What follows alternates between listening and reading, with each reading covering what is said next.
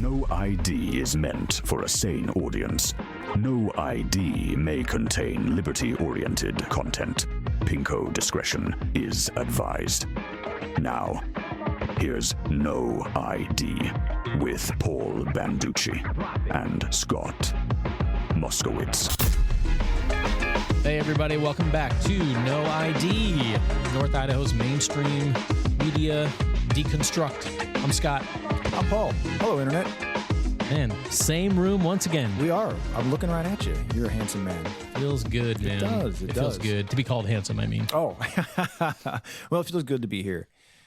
Yeah. For the right place and the right vibes, but for maybe not the best reason. Yeah. No, I had to come down to get a consultation for my busted ass foot, and here we are. But I thought, hey, it's recording day. Today's recording day, so I called up Scott and said, I got to be down in town anyways.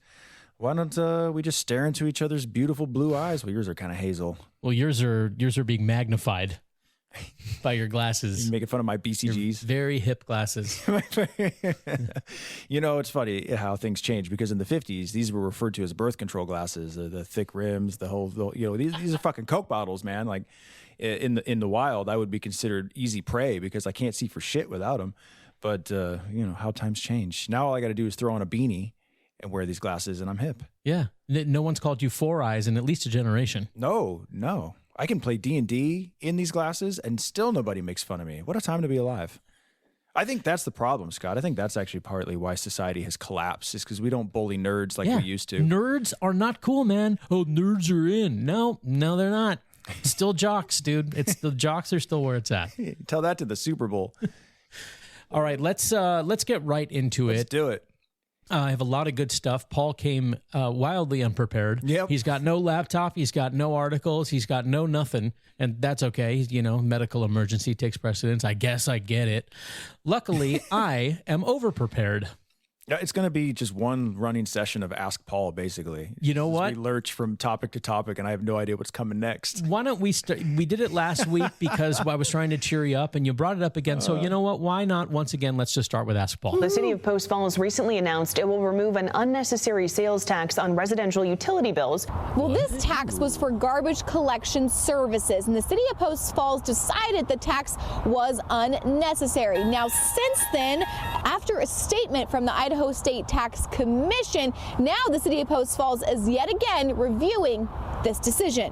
The city of Post Falls announced on January 26 they eliminated an unnecessary sales tax that was on residential utility bills. Okay. With the help of the Idaho State Tax Commission, the city says they found residents had already paid the use tax on garbage bins at the time of original purchase, meaning the use tax should not come out again on their monthly bill. The city says the tax charge was about 88 cents per month. After removing the tax, households would save $10 to $15 per year. After the announcement was made to remove the tax, I reached out to the Idaho State Tax Commission about the decision. I received an email back stating, what do you think the commission said to this quote journalist lady? Idaho State Tax Commission. What is it? I reached out to the Idaho State Tax Commission about the decision. You can tell she did because you hear her typing in the background. About the decision. I received an email back stating, Which makes me think of the investigations going on over Minnesota, where like, we investigated whether or not daycares exist, and it's just them going, hey, are you a legit business? And yes. on the other end, yes, we are. Yes, we are. Like, there you have it. No fraud happening here. Yep. Hey, dispatch the rioters to the streets to distract the public, will you? Oh, this mic's still on? I think we should dispatch the rioters to the streets. 88 cents on my garbage can? Get bent. Actually, they talked about 3 taxes in this sound clip. There's use tax, sales tax, and like garbage sanitation tax or some damn thing. Good Lord. What do you think? Idaho Tax Commission probably said this is going to take more time and effort than it's worth, and we disagree with less taxes. Something to that effect. There you go. Yeah. I received an email back stating, under more review, the tax commission gave the city of Post Falls the wrong opinion. They explained residents cannot get a sales tax refund because the garbage service is actually taxable under Rule 94 of the Idaho Sales and Use Tax Administrative Rules. Oh my God. Also Scott, stop this right now. Stop the soundbite. Okay, do you know how we used to make fun of how at some point they were going to figure out how to tax oxygen. It's worse. They are taxing our garbage. That's it. Game over, man. No, they're not even taxing our air now. They're taxing our garbage. They're taxing the shit we throw away, Scott. And when the city tries to do something nice, the state tax commission still is like, nah, keep taxing them. The filthy plebes. Tax their rubbish. Hey, we would like to save our customers about 88 cents a month. What do you think? No can do. I can't, we couldn't make this up if we tried. I couldn't write this. I don't think George Orwell could write this. Referred me to the city of Post Falls for an update on the tax removal. Now, Post Falls leaders tell me they are now reviewing the status of this tax removal, and they will give an update at a later date. What do you think they're going to decide? What will the determination be? I hate to be that guy because you know how anti everything I am, really. But I wonder whatever it is, Paul's against it. I am against it. The answer is no. But now you have to wonder how many man hours have been spent on this issue. I'm obviously pro get rid of this tax. This is ridiculous. However, there's a certain point at which how much money is the city of Post Falls potentially spending on staff to review this issue versus what it's going to save the individual taxpayer. Now, I guess maybe what it's going to save en masse as the city of Post Falls as a whole, maybe that might pencil out. So maybe if you're looking at those numbers, that might pencil out. But on an individual level, let's say $15 a household, and the average city employee makes anywhere from $60,000 to $120,000 a year. I don't think the maths. Good try, though. I have to say this. Good try. I really do appreciate the city of Post Falls trying. I mean, you played the Twilight Zone music because it is like the Twilight Zone. Anytime they actually take away a tax. Yeah. Yes, yes. Thank you, City of Post Falls. Thank you so very deeply. Yeah. Maybe sad trombone. Womp womp. You tried. Maybe if we save enough of we get enough 88 cents at a time handed back to us, maybe we could actually buy a house in Post Falls. Home prices in Kootenai County hit a more than 3-year high in January. The median price for a single family home climbed to $562,000. That is up 6.4% from a year ago, topping the previous peak that was set in 2022. Oh, great. There were 667 active listings last week, while 143 homes sold in January. Realtors say the market is gaining momentum earlier than usual, and prices could continue to rise throughout the year. Yeah, the market's gaining momentum earlier than usual because look out the window. It's like May. Prices are up, and realtors rejoice. This breaking news: realtors say the market has momentum. Yeah. And home prices are up 6%, which means so are my commissions. Whoop, whoop. Meanwhile, I know housing's expensive. We should probably make it cheaper, but I'm not gonna because a lot of people have all their wealth in their house, and we don't want to make it too cheap. We don't want people who haven't worked hard to be able to afford a house. So, fuck you, everyone under the age of 65. Fuck you, fuck you, fuck you. If you have, money to spend, this is actually kind of a longer presentation here on houses and money as it pertains to contractors and what is the latest push with regard to regulations, because Idaho does not license contractors. You don't have to have a license. You have to be on a registry. But they're trying to change that, if you can imagine. Of course they are. Last night, we showed you Idaho's relaxed contractor registration rules and how they're harming homeowners. Oh, yeah. The Division of Occupational and Professional Licenses is getting more and more complaints about contractors each year, with nearly 400 submitted in just the last 7 months. Idahoans are losing millions of dollars. Idaho prides itself on being business friendly. Spoiler alert it right now. It's like occupational licensing isn't going to fix this issue. It never does. Well, that's okay. We don't go need to anywhere to any state. Go over to Washington where you are heavily licensed, and guess what? I wonder how many complaints they have. Probably a lot. I mean, everywhere you go, contractors suck. Everybody hates them. There's this, I think it's a level of Dante's Inferno hell. There's level 8 is where you have to go and get a subcontractor to show up on time and stay within the bounds of the estimate. It never happens. It's the 8th level of hell. The premise is you just kind of it's not a spoiler exactly, but that is sort of the overriding thing here, which is you'll through this whole presentation, because it's the mainstream media who's always arguing on behalf of bigger government. Yeah. The premise is that more regulations on contractors equals less fraud perpetrated on homeowners. But it's not true. It never works out that way. Furthermore, anytime they tell you it's for consumer protection, the consumer always pays more. The consumer has less choice and higher prices in the end. And oftentimes the quality of service doesn't improve, the quality of product doesn't improve. You just now have fewer choices and you spend more money. Idaho prides itself on being business friendly with low barriers to entry and very minimal regulation. That was one of the main reasons lawmakers passed the Contractor Registration Act rather than licensing in the early 2000s, with input from the Home Builders Association. And the legislature, even at that time in 2005, was not keen on the idea of, quote, licensing. And so ultimately what we settled on was the compromise, which is now the registration. In Idaho, most general contractors working jobs over $2,000 have to register with the state contractors board and get liability insurance. But there's no requirement for formal training, experience, or a test. Contractors can register under multiple names or businesses, including those who lose their registration or license anywhere in the country. Many of those bad actors are coming from other states where their license have been revoked, and we don't have the ability to revoke a license because we don't have licensing. It was an eye-opener. Brad Toft is a construction lender, providing financing for building or renovating properties. He recently dealt with his own home building headaches, dealing with contractors who he says did shoddy work on his new house. Was that surprising to you when you moved to the state of Idaho? Number one, that it's just a registration and not a license, and number two, that there is no education or competency evaluation. It was a big surprise. People evaluation. Now, I get it though. I do get this as somebody who spent $100,000 that I didn't have on shoddy workmanship when we bought what we call a Clark Fork Special up in Clark Fork, Idaho, when we moved up there in late 2019 and discovered mold in the roof, mold in the floors, all kinds of corners cut, all kinds of issues. It was a self-build. I mean, you name an issue, we found it and had to correct it. Not to pat myself on my own back here, but if anybody can speak to this and lived the experience and spent the money and the time and the aggravation and had a house tore apart for 2 straight years, it was me. And even still, I wouldn't have it any other way as far as the licensor goes, because being licensed or not, that shit happens every day. Talk to anybody in the area, regardless of who they've hired. License, no license, big, small, almost everybody's got a bad story about, not to say that all contractors are bad, but everybody has a story about a bad contractor. And that's not just Idaho, that's everywhere. So this doesn't solve the problem.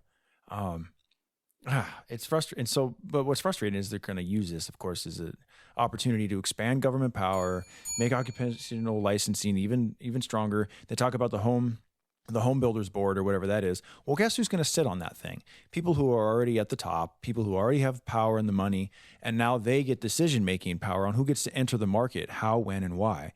So they're gatekeepers. Exactly. Occupational licensing is gatekeeping. And I know if you've been screwed over by a contractor, you might be thinking, well, that's good. We should gatekeep people. Well, no, because if the market sorts that out, if they're good, they get referred, they stay in business, their reputation builds, the market dictates they get to survive, their business works. If they're not good, they don't stick around for long. They do pop up again and again sometimes, but they don't have staying power. And that comes down to just being, be community minded, talk to people, right? Get feedback. That's why review sites exist. You can review people. There's lots of ways to review people. Were they good? Were they bad? There's a lot of ways to do this without crushing the good actors while you're trying to stomp out the bad actors. It was a big surprise. People don't know the distinction between registration and licensing, and they don't know what the requirements are. So they look up something in a database, and they're like, okay, well, they're licensed, so there must be some sort of vetting. The trade-off to a lenient system? So he asked for half up front. Half up front. Homeowners like the Rolfsons. You needed materials, and you needed to pay his subcontractor. Note, by the way, the music in the background designed to create very ominous unease. Yeah. What did you say? Very ominous. Ominous, exactly. Yeah. Ominous and uneasy. Well, what they're going to do here is also paint consumers as helpless, and it's kind of the bigotry of low expectations extended instead of a race situation like it usually is, where black people are too stupid to get driver's licenses. That's why voter ID laws are racist. It's like, do you realize what you just did there? Clearly not. You're the racist. That would require self-reflection. Right? Yeah. But in this case, it's just consumers are stupid and we need to protect them from themselves. Well, as an adult, it's your job to advocate for yourself. As a consumer, it's your job to do your research. And in the day of the incredible edible internet, where everything is out there for everybody to see, and you can talk to anybody, anywhere, at any fucking time, do your research. He needed materials and he needed to pay his subcontractors, which sounded at the time realistic. Can be left vulnerable. And he just continues to just make excuses, just constantly making excuses, where he finally just eventually ghosts me. Their deck contractor took nearly 20 grand in a deposit and never started their project. Note the language. No, they did not take 20 grand in a deposit. They were voluntarily given 20 grand by this homeowner who got taken for a ride, but there's no responsibility for the individual. Correct. As usual. That's the overarching theme with all this stuff. Yep. The individual is not responsible for anything.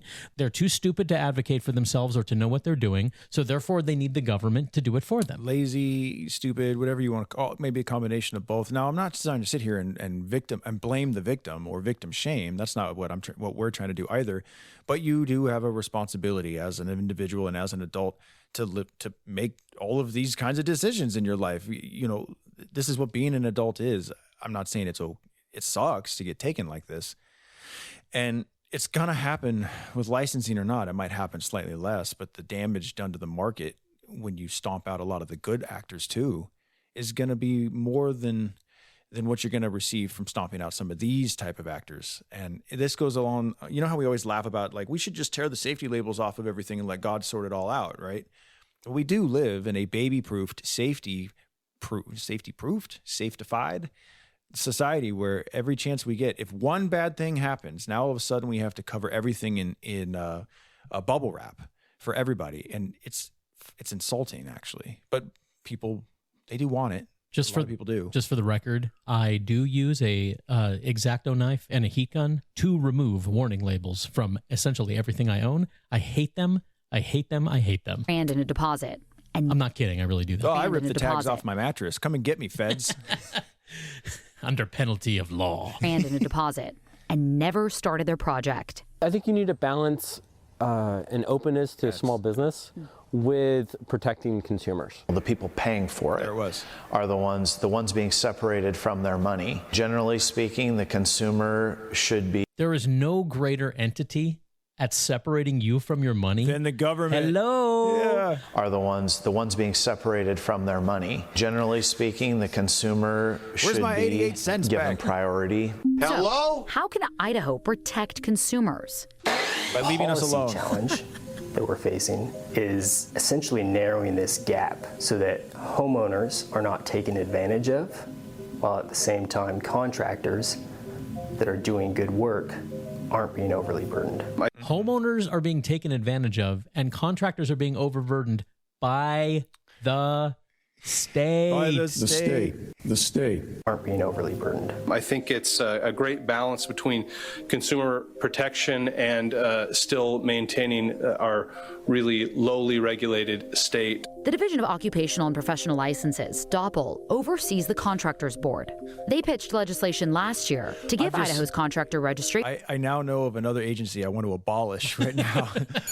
It's an agency I didn't even know existed until right now, and I want to abolish it. To give Idaho's Contractor Registration Act more teeth. This really just gives DOPL a tool to say, you know, slow down. You are already a real bad actor. Here's the evidence.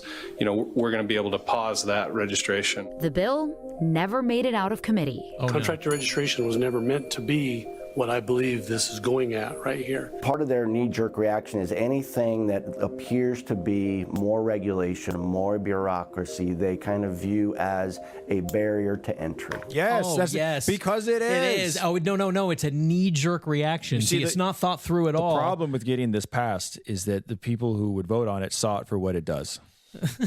And that's disappointing to me. They had a knee-jerk reaction. We whacked their kneecap with the rubber thing, and just their leg flew right up into the air. No thought required. Maybe if we just shave off that 88 cents they tax garbage with and start a fund for homeowners who have been snookered by their deck builders, a reparations fund for ignorant homeowners. That's what I propose. See, they kind of view as a barrier to entry. And, and that's just the philosophy and the attitude. I have been arguing with legislators that in our case, in this case, that this is a... But we're special. It's not a philosophy or an attitude. It's just the literal truth. Like, you can say that that's a good thing, and here's why, but it's not just a philosophy. Okay. And that's just the philosophy. Did you ever watch that show Arrested Development?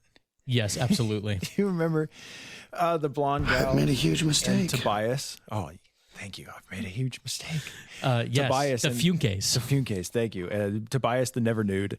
There's a scene in like season 2 where they're talking about, I don't remember what they're talking about, but it's Tobias and his wife, and they're looking at other couples or something. And Tobias goes, yeah, it never works. No matter who it is, it never works. It never has for anybody, no matter who's tried it throughout history. But it might work for us.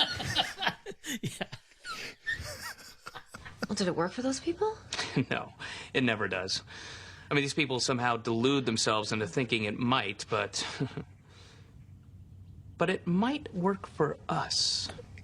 Like, that's this guy. He's like, yeah, we know that this is going to be a barrier to entry, but we're different.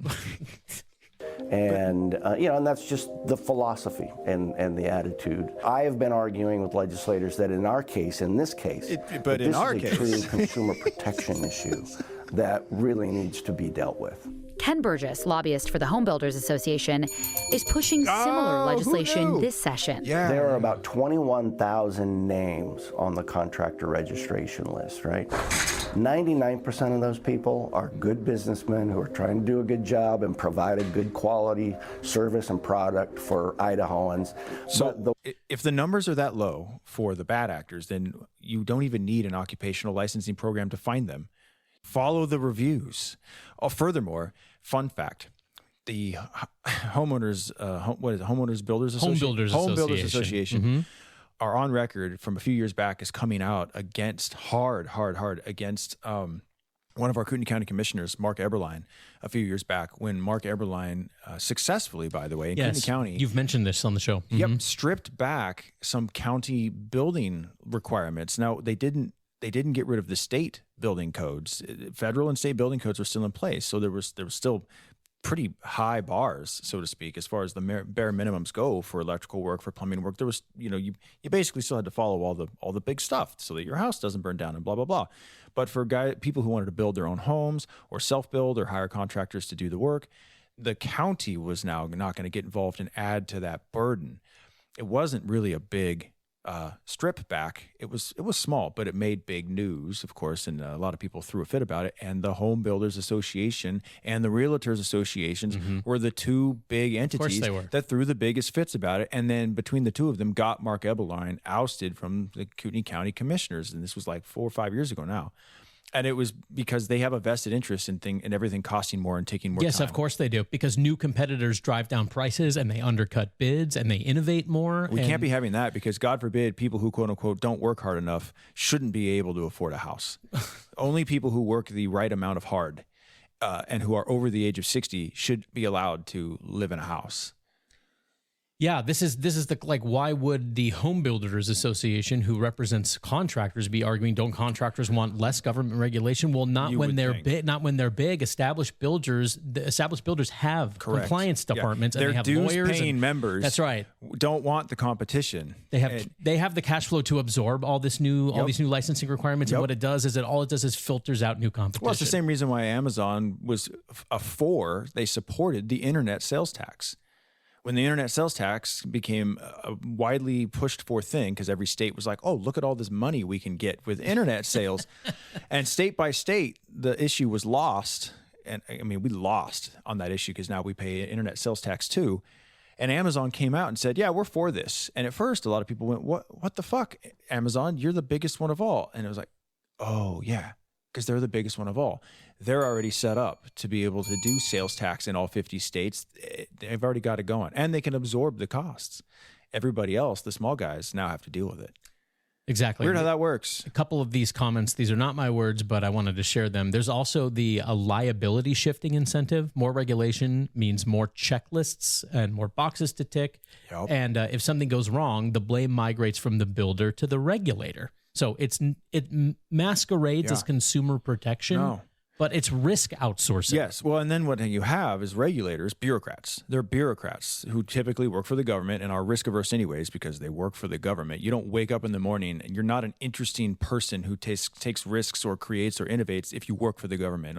There's a few exceptions, but most people who work for the government don't do it because it's they're not rewarded. intelligent. Yeah. Risk is not rewarded.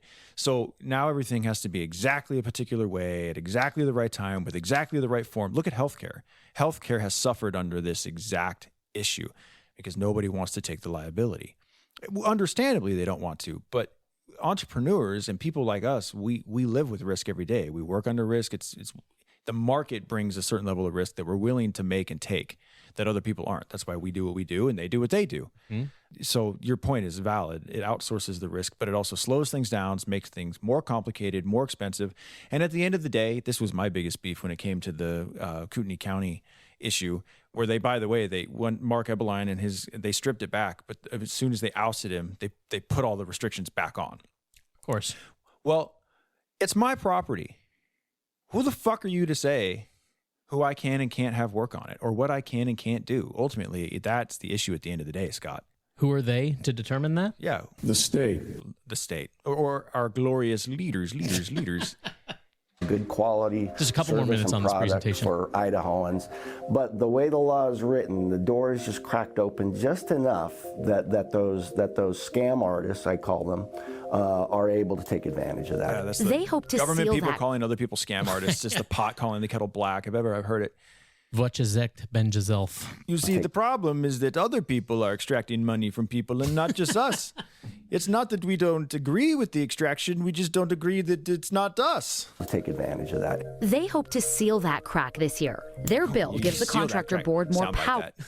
We have to seal. Okay, I will. This year, their bill gives the contractor board more power by making it easier for them to track down and force contractors to participate in investigations and require continuing education if there are repeated issues. The bill also proposes a 3-strike rule. If a contractor has 3 violations over the course of 5 years, then it gives the board the authority to rescind their registration. This legislation probably doesn't go as far as we would like. So now you're kissing the ring. Now you have to kiss the ring of this board. The intentions here are good. The theoretical idea of this is good, but pick another category, pick another industry, pick any of them and see how it actually works out. It speaks for itself. Well, that's the thing. Like, I'm not saying it won't work out the way that everybody thinks. That's the thing. We're not saying that these people speaking are like, you unzip their skin suit and they're reptiles. Some of them, yes, but I'm willing to give the benefit of the doubt to the people you're hearing right here that like they genuinely don't want homeowners to get scammed out of 20 grand for a debt contractor who never shows up. But the premises that they're operating under are inverted. Well, we're seeing the results of 100 years of just a little bit more, Scott. You and I in our lives right now, where there are more laws on the books than there ever have been in our lifetime. We're the most jailed population per capita. We're the most surveilled. The list of what we can't do is 10 times bigger than the list of what we're allowed to do. And at the same time, people thump their chests and be like, America, the land of the free. Right, exactly. Well, you can't do anything without permission. But this is how we got here. Is this irony. shit right here where guys are like, just a little bit more. We just need a little more regulation for the consumer. And 100 years later, that little more regulation is a encyclopedia of what you are not allowed to do. It's also unbelievably ironic that the list of what you're not supposed to do, that's supposed to be what like the Constitution is. It's limits on what government cannot do. It's you inverted. brought up the Constitution. But You're it's funny. I know. I'm a comedian. Hey, I have been told this. That's the best joke of the day. Some people do find our show funny. I've been told. So there you go. You're welcome. They have bad taste, but I'm glad you guys are listening. Thank you. Where's my rim shot?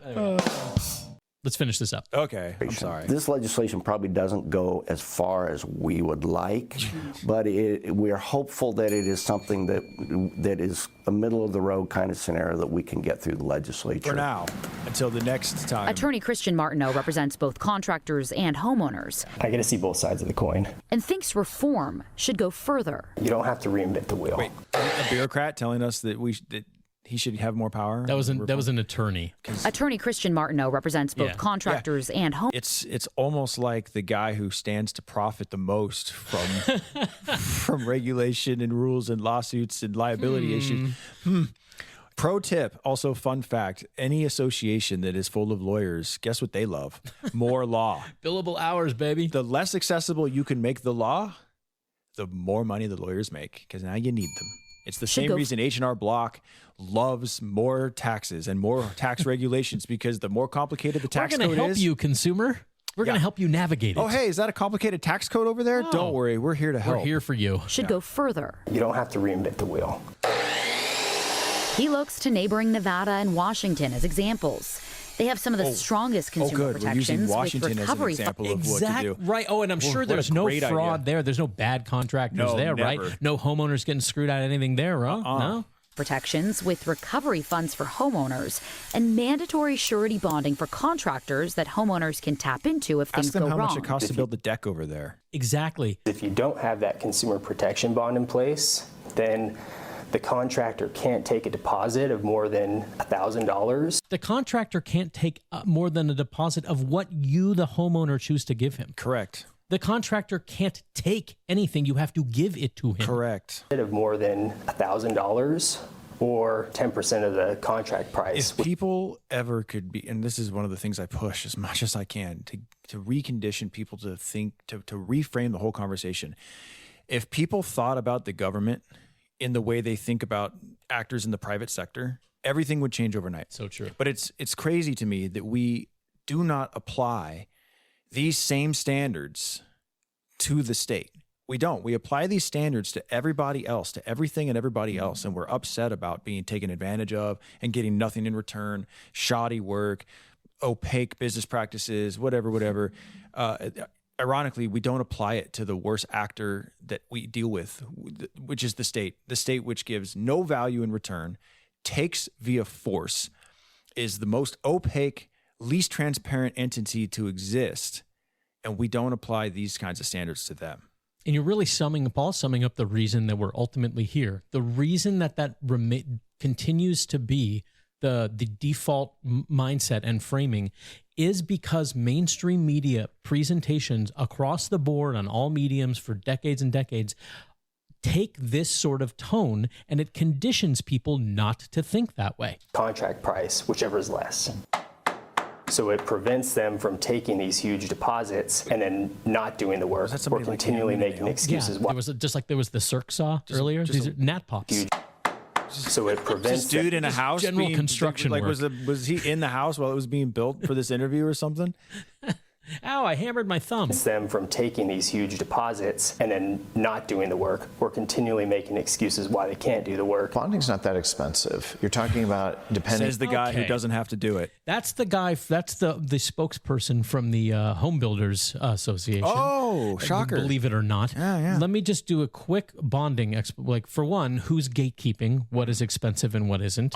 For two, it completely how much your bonding costs you totally depends on. It's basically a measure of your credit worthiness. Correct. Bigger contractors, yes, bonding is quote not that expensive, depending on what your definition of expensive is. And here's a quick breakdown. If you have good credit and a clean license history and several years in business and stable cash flow and no claims, like the incumbents largely do to varying degrees, then you're looking at like a $10,000 bond being 1% to 3%. $100 to $300 a year. But if you're a new contractor, you're trying to break into the business, just like if you don't have a lot of credit, well, you're going to pay higher interest rates. Bonding works the exact same way. New or thin file contractors are looking at like 5 to 15%. Some have to post collateral and some are simply denied. So like a $25,000 bond, for example, at 10%, well, that's $2,500 a year. Yeah. I mean, you start moving the needle a lot more in a one person, 2-person operation, or you're seasonal, or you're working with thin margins, or you're just trying to get licensed. Or this is the one that I always come back to. You're young and you're starting out. See, this is the part. This is the thing that people don't understand in general. But boomers in particular, I blame for this the most because they're the ones that gave us the bulk of this, and then Gen Xers have carried it on, and millennials just grew up with it. So now we just are conditioned to think that regulation of this magnitude is normal and civilized, but it's not. You know who you gatekeep the hardest with this stuff? Young people who want to be entrepreneurs. There's ask any boomer and go, what do you think about young people today? And they'll tell you, oh, they don't really want to work that hard. And back in my day, everybody owned a business and we worked for ourselves, or we worked for, a manufacturing line. And it was pretty much one or the other. Now nobody wants to run a business because they don't want to work hard and blah, blah, blah, blah. And it's like, no, mostly people our age don't want to run their own businesses because it's so damn hard and it's so expensive, and the permitting process, the paperwork process, just filing to get your fucking S-Corp status with the IRS, just pile it all up as money and time just to get started. If you are young, barriers everywhere, at every step. You are stupid for starting your own business if you are young in this day and age. You're my kind of stupid because I did it. Yeah, and me too. You've done it, and people I know and love have done it, but we're built different. But most people, they just go, well, I'd love to do this or this or this with my talents and my time and my treasure. How's that for value? But I can't, or it's too damn hard. I don't have the money. I don't have the resources. I don't know how to push all this paperwork. So instead, I'm just going to go work for Amazon. I'm going to go work for H&R Block. Or Uber or H&R Block. Yeah. This is a real thing. This is a real phenomenon. We're almost at the end here. I'm sorry. I'm really passionate about it because the cost, the lost opportunity costs of crushing young people from being able to be entrepreneurs because of this bullshit is massive. And most of it is unseen. We can't actually fathom how much. Yeah. It's not quantifiable because you can't measure what never happens. Exactly. But if you just consider on the individual level, how many millions of people might do something else and do something productive, creative, innovative, profitable, and just can't or haven't done it because of these things. That's trillions and trillions of dollars in lost opportunity. And that's just the money. That doesn't count dreams that have been crushed. That doesn't count products and services that don't exist, that could, things we can't even imagine that we could possibly have right now that we don't get to have. Bonding's not that expensive. You're talking about, depending on the amount of the bond, it's anywhere from $150 to $500 a year. Some states require milestone payments be built into contracts. In that contract, it has to have certain milestones. You can do this as a customer. Yes. You can do this right now. Whatever contract you want. I've done it. How can you do it without the state? Milestones and certain amounts tied to those milestones for the funds to be released. The milestone payment sounds like an awesome solution. This already exists. This already exists. Oh my God. A great way to make sure that it's fantastic. We're not forking over I need another cup of coffee, our Scott. savings. I'm so amped. Just so it can get stolen. Another possible solution, Martineau suggests increasing registration fees, which could help Doppel work through the agency's backlog of disciplinary actions. Until and unless more protections are put in place, homeowners can take steps to educate and protect themselves. Yes. First, make sure your contractor is registered with Doppel and insured. Research their legal history. Get at least 3 detailed bids. Contact multiple references. Make sure you get a physical contract. Negotiate the payment schedule. Save all receipts and communication. Yes. And avoid a large down payment, especially in cash. Yeah. Good contractor, they might need to get a little bit up front to go get materials that they need. But, when people are asking for 30% or 50% down, that should be a red flag for people. Okay. Wow. There you go. This was probably one of the longest segments ever. And I want to apologize for that, but maybe I'm not gonna, because there was a lot to unpack in this one. I'm gonna be perfectly honest here. It's been really hard not to just curse at the voices in the machine this whole time. That cup of coffee really got to me. I'm having a great time, but also I'm livid. As an anarchist, libertarian, whatever I want to call myself, like, this is why we can't have nice things. And this is why when I get to have nice things, it costs 5 times more than it should. This is why young people struggle to make a life, because there's a lot of guys, it's usually men who think this way and who are mainly construction because they work with their hands. They're good with their hands. But you know who aren't great at paperwork? Who? Mostly those same guys. The auto mechanic that you need, the plumber you need, the electricians you need, the dudes who can build your house and do that deck and do a great job of it. I'm generalizing, but they're typically not the guys who are good at pushing the paper, filing all the bullshit and doing all that. And they shouldn't have to be. That's, as long as you can build a good deck or whatever I need you to, we're golden, but you shouldn't have to do the rest of that stuff. Anyways, I'm rambling now. I'm pissed. We'll use some poker terminology since that's a hobby that Paul and I both share. I put Paul on tilt with this particular clip. Yeah. Another part of the vernacular I would borrow then right now is I'm steaming. Steaming. Yeah, I'm steaming. Like if I had my pile of chips in front of me right now, I'd probably shove all in with 8-3 off just to piss everybody else at the table off. I've definitely lost with aces 2-8-3, so you never know. You might just win anyway. Yeah, well, I know you also lost with trip jacks the last time we played. Yes, I did. Set of jacks, no good. It wasn't your fault. You made the right move, Scott. Pocket jacks are always the worst. They are. We remember muck, dude. Auto muck. Auto muck pocket jacks. You know that better. You know that. In that pot, by the way, if I'm the one on the flush draw, it's like it's the 4 of dandelions hitting the river every time. Yeah. Like in no universe. Well, and if I'm the one on that draw, I don't call that bet. I never call that bet. It was a stupid pot. That guy was a stupid player and a bad player, and he shouldn't have won. I'm sorry, Scott. You're the victim here. The victim. I need the state to step into the poker world and help me. We need licenses to be able to play poker in a state where poker is illegal. Show that you're competent, man. Otherwise, the other players are just going to take your money. They'll just take it. They're just going to take it. Okay, let's do one more before we take a mid-show breather here to explain the value for value model that No ID runs on. And let's see, what'll be a quick one here? Should we do? How about the raw milk one? This is great. Now you have a sort of, is it fair to say a semi-homestead? I call it a millennial homestead. A millennial homestead. Yeah, we're about halfway there. We're not off grid, but we're way less dependent on the grid than most people are. We don't have a lot of livestock, but we do have a bunch of chickens, so on and so forth. So we kind of split the difference. But no, we're not a full blown on our own. I'm kicking ass, taking names, doing tough guy stuff homestead. No, we're like, it's just glamorous enough that I could probably do an Instagram channel with it, but not a good Instagram channel. Now you're the quintessential type that would consume raw milk, probably. If I could consume dairy, which I love, but it doesn't love me, yeah, I would.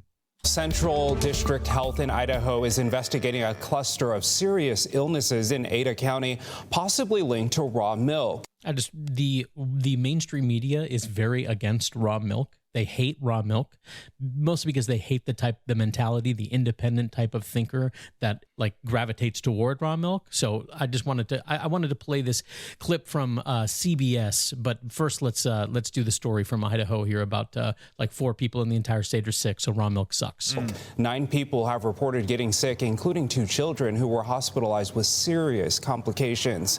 Health officials say if you choose to drink raw milk, make sure you refrigerate it within 30 minutes of purchase and check for spoilage. Even though why this happened, there isn't a board of raw milk where they can license it and bond it and slap fees and paperwork onto it and then control who gets to sell it. That's why this happened, Scott. Even though it's legal in Idaho, it's not risk-free. And so I would... Exactly. Tell me something in life that's risk-free. Like jamming the turn with those pocket jacks should have been risk-free. But no. And so I would recommend not drinking raw milk. Of course you would. Okay, so now I want this. Maybe this is even like a little bit of an ask, Paul. So here's a clip from, this is probably a couple years old now, but it's from a CBS morning show, and this when they have one of their stooge doctors on with like the stethoscope and the white coat to explain to lecture you on some medical topic. 10 out of 10 pharmacists say raw milk is bad for you. Now shut up and take your oxys. What do you, there's no way you could possibly come up with this. Raw milk? Think of it as, what do you think she would compare raw milk to? Liquid death. I mean, you're not exaggerating. Raw milk? Think of it as raw sewage. It's heavily fecal, contaminated. Think about, where the cows, their feces are. This is not. Think about it as. Think about where the cow's poop is. Does the cow poop out of their udder? And heavily fecal, contaminated. Think about, where the cows, their feces are. This is not clean. You really want to be drinking pasteurized milk. You really want to be drinking pasteurized milk. We'll be right back after these messages from the American Dairy Farmers Association. Brought to you by the milk. And brought to you by the dairy cartel. milk. And I'm going to now I'm really not going near any pasteurized milk. Oh, yeah, no, you would want to do that. Think of it as raw sewage. And after that segment, they both got double vaxxed to protect themselves from raw milk. From our friends at Pfizer. And possible cow poop. Oh, okay. Well, this nonsense claptrap that you're hearing, no ID, is a value for value proposition.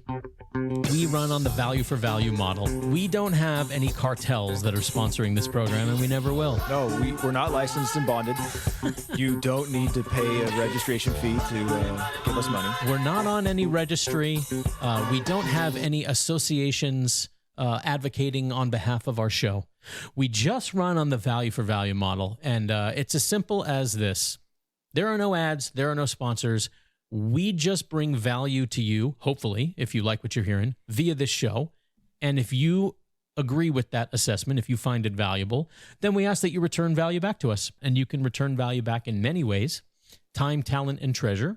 This, once every few shows, I want to acknowledge that we are gratefully borrowing this model from its innovators, No Agenda, Adam and John. And it has worked for them for coming up on 20 years, and we're hoping we experience even a fraction of their longevity. Time and talent is boots on the ground reports, sending us messages, anything that you are an expert in, stuff that you think we should know, stuff that pertains to stories, news stories of the day that we wouldn't even know about. If any of you are experts in raw sewage, please send us a bottle of milk for us to try. The spreading of the word of this show is also a huge value add. I can't stress enough how important of a value add simply telling other people about the show is. That is how shows like this spread, word of mouth. That is organic growth. And it really, for all of the Facebook commenting and this and that and all the things that are supposed to be these sort of marketing strategies, real marketing for audio shows like this is word of mouth. So please. Plus, we really don't like getting on Facebook anyways. So could you guys just spread the word without forcing us to get on Facebook? Please, God, do it for us. Yeah. Yes, please. Let's see. So that time, talent, or anything, submitting audio, submitting stories, submitting show art, anything you want to click the button and send stuff into us. That is value returned. The treasure portion is just fiat currency, U.S. dollar dues. That is a big value add as well, of course, because show thumbnails, while they are fantastic, don't pay our trash bin sales tax that the city of Post Falls decided we actually do owe. Well, and unlike the unscrupulous contractors who takes your money and doesn't finish your deck, we'll take your money and we will finish the podcast. That's right. This show will be completed come hell or high water. Yeah, under budget and in time. So we do have a of No ID. Go to noidshow.com, or to do any of this. All of the value add is all value returned is all at noidshow.com. There's the button to contact us, send us an email, text us, call us. Any form of messaging is appreciated, and also the treasure portion can be returned there as well. PayPal, Venmo, all these other options. They're all clickable buttons. This show, episode number 15 of No ID. Is that a handwritten note, Scott? It sure is. That is so cool. This week's we do have an executive producer, and it is from Kris with a K. And Kris sent in a handwritten note. He sent in a handwritten note, and check out the with a wax the envelope. And the wax seal has a K on it. It sure does. Is that for his? Does he have a last name that starts with a K, or is he doing? I'm so curious. He doesn't. I don't. He just signs it Kris, so I couldn't tell you. Yeah, I'd be curious to know if it's Kris K or just Kris with a K. Now, if this is cool. Flip over the envelope. So it's also, check out the stamp. When that looks purposeful too. Yeah, there's a fantastic. love stamp because. So I'm going to read the note. This note is written in cursive. It's beautiful script, by the way. penmanship. Yes, I was just going to say, excellent penmanship. No ID. Well, since I proposed a donation level for the shiny schmeckle, I may as well kick it off with a schmeckle towards the cause. Here is $9.99 plus a penny for the jar, because he sent in fiat currency, paper money. Yeah, $10. Wow. A paper note and paper money. So a penny for the jar, that's something they'll do on No Agenda. I was going to ask. They like $999.96. Well, $1,000 makes you a knight. They're like, hey, I'm all the way there. I'd like my knighting. Can you kick in a penny from the jar to get me there? Basically, leave a penny, take a penny. You got it. Here is $9.99 plus a penny for the jar in support of the best podcast in North Idaho. Continue keeping an eye on everything for us, and don't let the bastards win. Hell yeah. From Kris. Thanks, Kris. Thank you very much, Kris. That's cool. You, sir, are I was going to say God among men, but I don't want to be sacrilegious. You are a mountain of a man. I love the handwritten letter. It's and the beautiful. Excellent penmanship. Really and the cool. wax seal. And it's nice paper, too. Feel the paper. Stop. I can only get so erect. So speaking of erect, this is the shiny schmeckle donation. It's fantastic. It $9.99. has been That's coined. $9.99. So if you wish to make a shiny schmeckle donation or any donation, whether it be $1 or $1,000 or any number, whatever is value to you, please go to noidshow.com. noidshow.com. noidshow.com.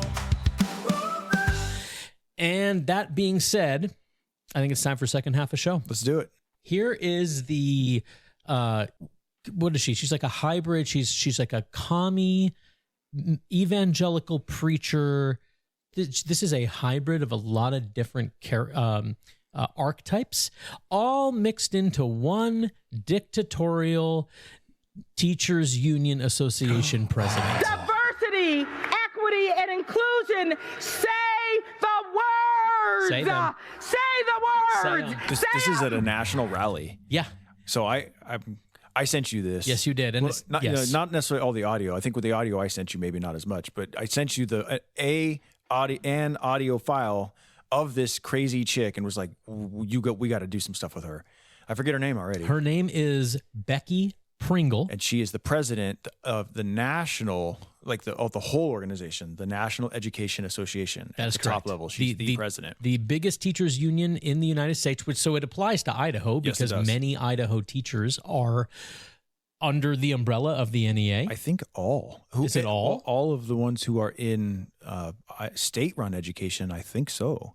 Let's see. I could be wrong. No, Idaho's not Idaho is what they call a right-to-work state, which means you don't have to join a union as a condition of employment if you don't wish to, which is a good thing. That's a good thing. However, I'm not sure how it works with state-run indoctrination camps, whether or not they'll let you opt out of the union or not. I think they do. I think they have to let you opt out. You must be right about that because this is the prompt. In Idaho, what percentage of public school teachers are members of the NEA? Verified data from this is official state data, although it's a few years old, but it's 49.9, so 50%. So half of Idaho public school teachers reported that they were members of the NEA. That's actually encouraging. I'm surprised it's so low. That's a pleasant surprise. It probably speaks to how different and unique Idaho still is in some ways. Anyways, I already interrupted your clip, but the point is that the NEA is evil, and the gal who heads it up is everything you need to know about the state of affairs when it comes to the education. And I use that term dryly or wryly, I should say. The education complex. Everything you need to know about it. Just listen to this chick. Ever cede control of the motherland? Oh, wait, sorry, wrong clip. Wrong clip. Diversity, equity, and inclusion. Say the words. Say the words. Say them.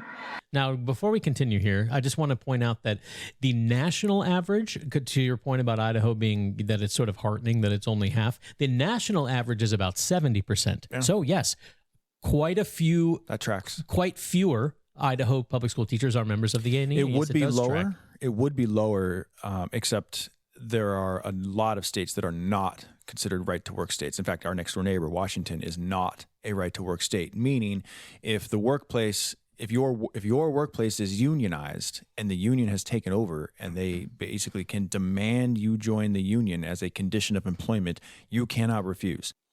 Say the words. Say them. This is also I know keep playing this first part over and over again because I love the like finger in chest. Say the words. Yeah, she's pulpit. It's bullying. Maoist. She's bullying from the pulpit right now. Say them out loud. And they do. Do what you're told. Okay. It is brain leeches. They have brain leeches. They're NPCs. Yeah. Who teach your kids. They have toxoplasmosis because they all have cats. Pull your kids out of public school. Please. Oh, wait, hold on. Let's give Paul a look. Here we go. Everything you need to know about the state-run indoctrination camps is right here with this gal in this rally.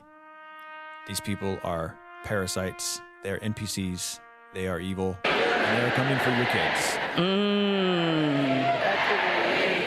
community, I need you to stand up, NEA. Stand up, stand up, stand up. NEA, hold your head high. As you fight back, hold your head Who are you fighting? Who are you fighting? Oh, you beat me too. It's like, who are you fighting? You know who they're fighting? Parents. Remember who you are. Oh, you mean the people who are giving you the hostages for their program? What the hell were you saying that one asshole, the originator, Horseman? Yeah, was that it? Yeah. Hostages? Hostages. Yeah. Yes, the creators of your hostages. Remember who you are. You are brave. You are powerful. So brave, yeah. Make sure to double mask, lest you get sick from one of your little disease vector. I mean, students, yeah, you brave people who closed your schools for 2 years because you were so deathly afraid of the air. Still demanded pay. Oh yeah, and still got paid, of course. You are brave. So brave. You So are brave. powerful. You Powerful. are the NEA. Hold your head high because our students are depending on us to win. She's pounding the desk.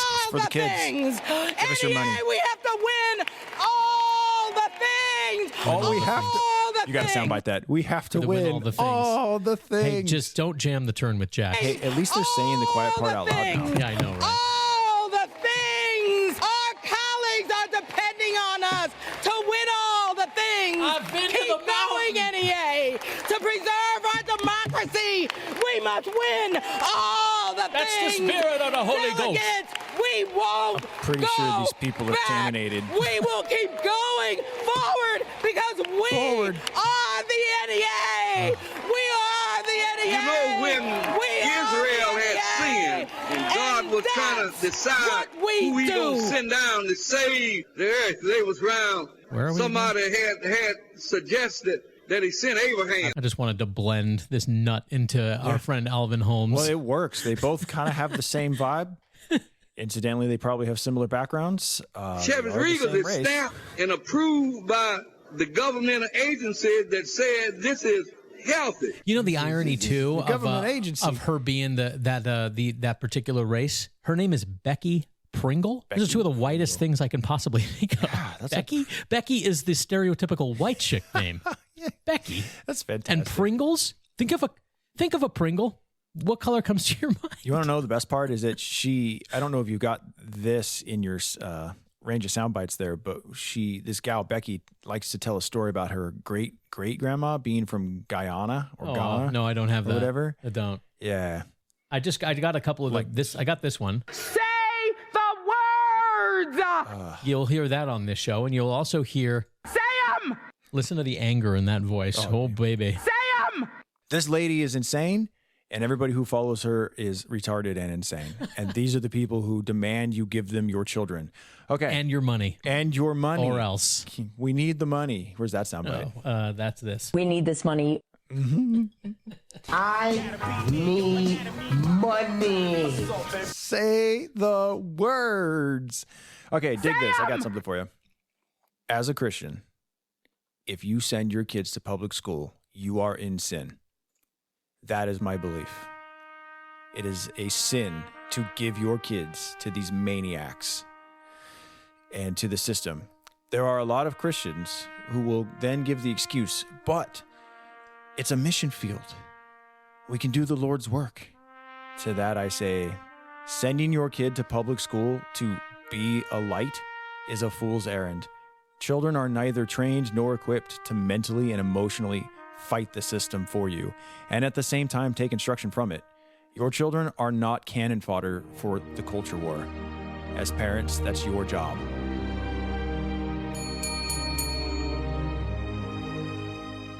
Amen. Amen. Let's go back to Idaho, even though we were sort of in Idaho, because half of the... It applies because the NAA came out against the HB 93 and lost. Hey. All these bells, by the way. So the bells for this episode are brought to you by Steve Pegg. This one's for you, Steve. You're welcome, Steve. Yes, we did receive feedback. As Paul said, the people said, and I corrected him. I said, the person said that there's too many bells. You know what I should have said when it came up is I said, Steve, if you were an executive producer participating in the value for value model, I might, the bell feedback might be more weight. Yeah. So Steve, now you know.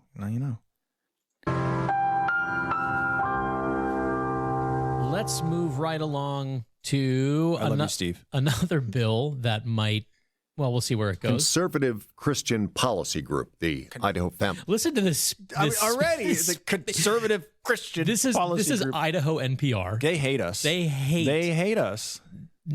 We can't hate them enough. The national treasure. Conservative Christian Policy Group. The plosive on the P there is just so good. The nerve of us to even exist. Christian Policy Group, the Idaho Family Policy Center, is pushing lawmakers at the Capitol. By the way, they never refer to any of these other organizations as left-wing commie pinko, or they don't say like the left-wing commie pinko mayor of Boise. They don't say that. They just label the right. Conservative Christian Policy Group, the Idaho Family Policy Center. Well, because see, they're just normal. Yeah, you know what? If that's normal, I don't want to be normal. I'm happy to be weird. It's fine. Idaho Family Policy Center is pushing lawmakers at the Capitol to further crack down on the use of bathrooms by people whose gender or appearance might be different from their sex. You mean the mentally ill? We can translate NPR in real time. They don't want dudes in dresses going into the ladies' room. Man, they really tiptoed through the tulips on this one. By people who don't identify as their birth bathrooms sex. By people whose these are the same people who would try to correct us if we used the term mother instead of birthing person. Pregnant people. You mean moms, right? No, we mean pregnant people. Yeah, moms. Birthing women. persons. The only people who can get pregnant and have kids. Bigot. By people whose gender or appearance might be different from their sex. The center was also behind successful Senate Bill 1100 3 years ago, which bans anyone from using a bathroom or changing facility in government buildings that isn't aligned with their sex at birth. Oh, no. Legislation introduced Friday would extend those rules to every bathroom and changing facility in the state. All the other bills, correctional facilities, and there's all these other things covered.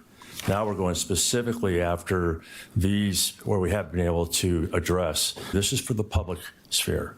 That's bill sponsor, Eagle Republican Ted Hill. He faced stiff questioning in the introductory hearing on the potential for the law to be weaponized, forcing people to prove their... That is a valid concern. It is. I don't agree with men changing in front of women in the women's bathroom. I never will, so I'm not defending it. But it is something that could be weaponized. That is a problem. Problem number two, unless they explain it for me, and I'm just jumping ahead here, is that if this bill extends to the private sector, that's a problem. As a business owner, as a homeowner, as a whatever, you have exclusive 100% right to dictate how your bathroom is run, how it's conducted. And then it's up to your potential patrons or customers to decide if they like that policy or not. Oh, really, Scott and Paul? So you just want business owners to be able to hang a sign in the storefront window? Yeah. Just as well as I do. As I think the Crown and Thistle can hang a sign that says no white Anglo-Saxon Protestants except for the ones who vote the way I like in their place, because that's how they are down there. It's not a hard concept. Put whatever you want in the storefront of your stupid business and let the market talk. Hashtag make hate official. What?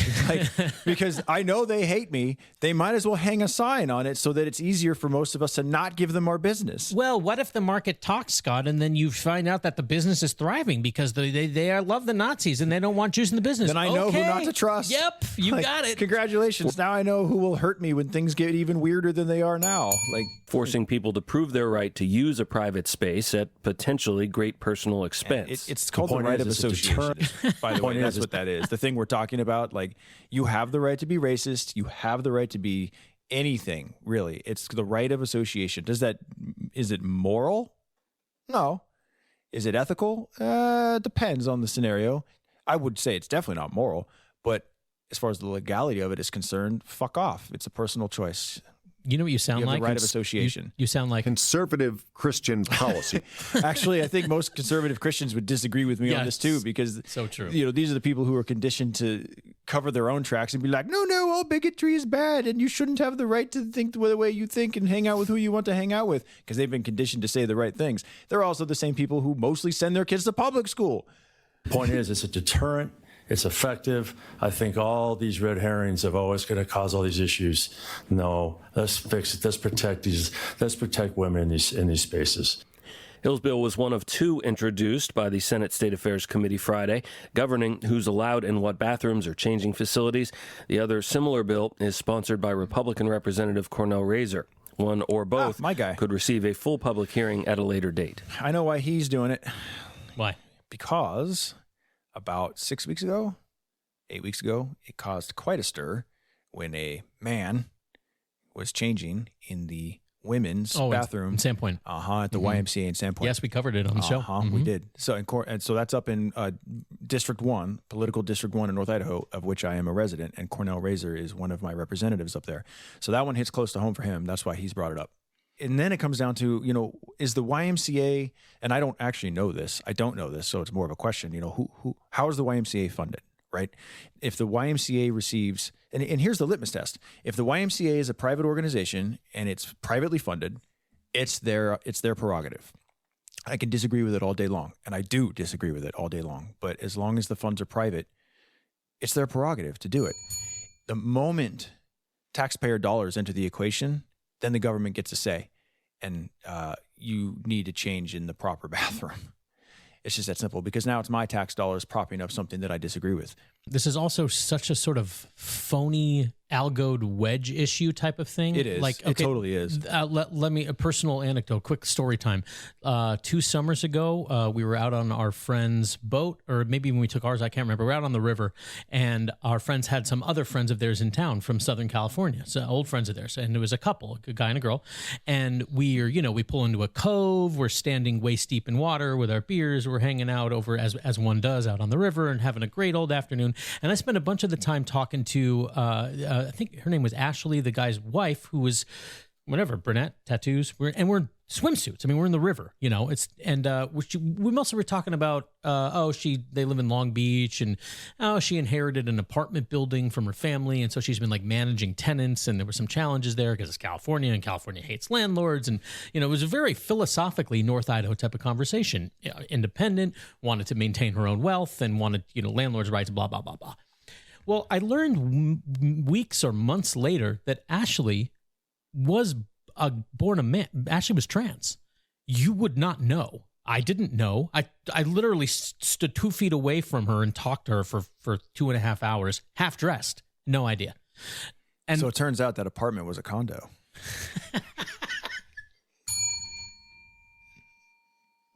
A well-landscaped one. Okay, and in this case, I'll use her. I mean, this is not who anybody is talking about. If Ashley went into the YMCA locker room, nobody would have had any idea. It's the guy with the beard in the dress who's like the weirdo. You see what I'm saying? We're not really even talking about transgender people. We're talking about a specific subset. Do you see what I'm saying? I do see what you're saying. I would actually probably argue with you on that one, but I do understand the distinction. I do get what you're saying. Yeah, and then there would have been no one to be made uncomfortable, because no one would have been aware. There's just no issue. I mean, you could make a philosophical issue, like the kind of transition that she made. She made it difficult to even tell the difference. Correct. It was even up close. It was a full metamorphosis, if you will, transformation, or whatever you want to call it. Whereas, yeah, when you've got the dude, like people with wieners going into the women's bathroom, right? Yeah, with 5 o'clock shadow, a beard, and a dress. Yes, yeah. That exactly. Yeah. There's a distinction. I would say they are. Yeah, there is a distinction. The overall concept is actually still the same, but the effect is not necessarily the same. And so I don't know. Maybe that's probably one that could use some more fleshing out, pun not intended. I'm telling you, all her flesh was out, and I couldn't even tell. That's what I've been trying to tell you. Let's stay on. Well, now I know how you swing when you're on the beach. Let's stay on NPR here because this is more of their conservative Christian pissants or whatever the hell the guy said. Governor Brett Little. This is a different story, but it's same source. Oh, but the same people are the bad guys? Idaho NPR, yeah. Governor Brett Little fired one of Idaho's human rights commissioners days after far-right activists shared some of her social media posts. Oh, wait, so it's our fault? Yes, for just making people aware of what she said publicly. This is like the libs of TikTok type of thing, where it's like we just sort of shine a spot. Like I play the NEA psycho commie, and it's like, how dare you? It's like, how dare I just show the public statement she's making? This headline should read or say, fired after posting crazy bullshit. Instead, it's fired after far-right crazies revealed her behaviors. Days after far-right activists. It's not even, it's activists. See, so when they say stuff publicly that's post political on the internet and I see it and I alert somebody, I don't know if that's activism so much as hey, this is batshit crazy and you use taxpayer money to pay your mortgage. I disagree with this. Get bent. Shared some of her social media posts related to immigration enforcement in Minnesota. Estela Zamora served on the state's Human Rights Commission under Democratic and Republican governors beginning in the 90s. One of her recent Facebook posts shared information about a protest. She's a lifelong bureaucrat. Yep, she's been there for 1,000 years. Doing a job that would never exist in the private sector except for woke corporations. You'll hear her too. You'll hear her voice in a moment. She's 111 years old. Post shared information about a protest urging federal immigration officials to leave Minneapolis. Okay, now let's translate that. That's going to work. What did she probably post? She probably posted, hey, get out in the streets. Hey, commie activists, put those bandanas around the bottom half of your face and go bust heads and bust windows in Minneapolis because the Nazi Trump icers are in Minneapolis, or some variation of that. I think she probably said something really polite and nice. She probably did not call for violence and probably was very cohesive in her statements or coherent, I should say, and cohesive. I'm sure it was very uplifting and encouraging, and something like, "Can't we all just come together and get along and, love everybody because I'm a leftist and tolerance and peace and love." Her recent Facebook post shared information about a protest urging federal immigration officials to leave Minneapolis. Urging. Just leave Brittany alone. Leave her alone. Just urging them to leave Minneapolis. I'm sure that's all it was. Just like, hey, ICE, could you guys not? Another from last year compared members of the far-right Proud Boys and white supremacist Ku Klux Klan to gang members. Brian Allman works doing First of all, those two groups are not even the same. The Proud Boys are feds, just in case you guys didn't know that. They lumped those two groups together as if they are a single group, and they're associated with the KKK, which basically no longer exists, by the way. Oh, and what was left of the KKK also, they were Democrats, by the way. Sorry.